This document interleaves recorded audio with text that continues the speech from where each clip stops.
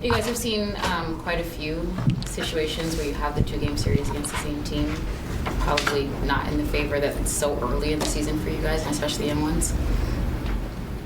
Yeah, I mean, it's adjustment for sure. It's different, so we'll see. The NBA is full of changes, and you just got to be able to adapt and adjust. This is something new since I've been in the league, so we'll see. It's you don't want to split them, but it seems that's the way it's been going for us. It's tough to play the same team 24 hours in between. So we got to find a way to try to win both, or we'll just see the rest of the league balance itself out. I think there's all of the records throughout the league and the standings are kind of spread out. So we'll see at the end of the year how it stacks up. But a tough one for us tonight.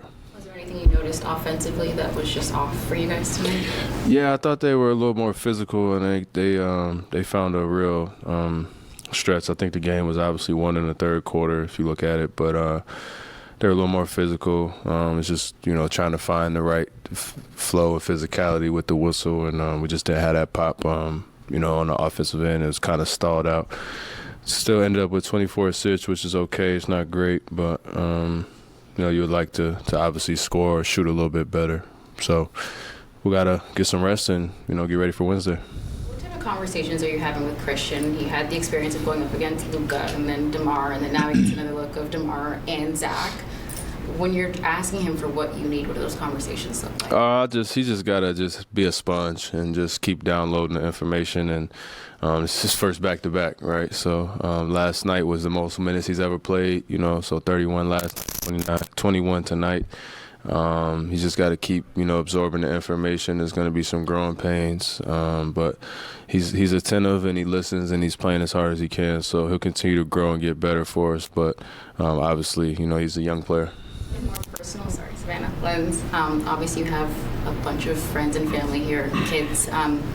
Your mom was on the broadcast. To make sure that you're so intentional about having that presence here in Rockford, felt in this building whenever you're here, why is that so important for you? Just the way I grew up and, where I come from and what I mean to my community and what my community means to me. I wouldn't be who I am today without Rockford, and this area of Chicago has bred a lot of great basketball players, and I had to come through this area, so anytime I get a chance to play in this building, in this area is special for me. So I would I wish that there was a guy from my hometown that I could come see play at the United Center when I was a kid, and so we try to make, the most out of these moments every chance we get. In games like these, when you are playing like the back-to-backs and traveling on the way, how important is it that the bench kind of brings more of a spark? Yeah, it's tough. I think the way the NBA is, you need your bench to kind of be your life raft, and there's going to be nights where you need them to win the game and nights where you need them to keep you in the game. And I'm confident in this group. We got a lot of talent on the bench. I think it's just a matter of putting it together and finding, the right rotations and the right rhythm for those guys. It just seems kind of out of sorts sometimes, especially, tonight on a back-to-back. Guys are a little tired. So we'll see how we can keep tweaking and just find the right fit and the right lineups so, we maximize the most out of those minutes, because we're going to need those guys. It's a long season.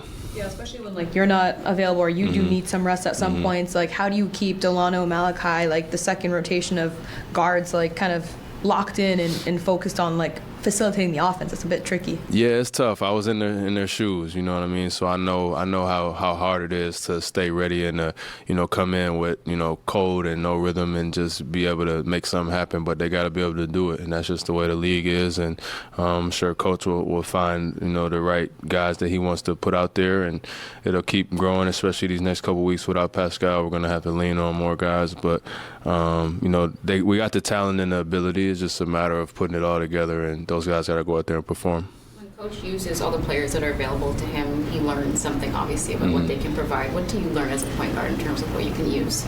I think you just see where certain things fit. We're always looking big picture, so you always want to think championship and playoffs, and it's hard to, build throughout the season that way. But there's nights where you're going to need guys to have some breakout games, and, we've had that.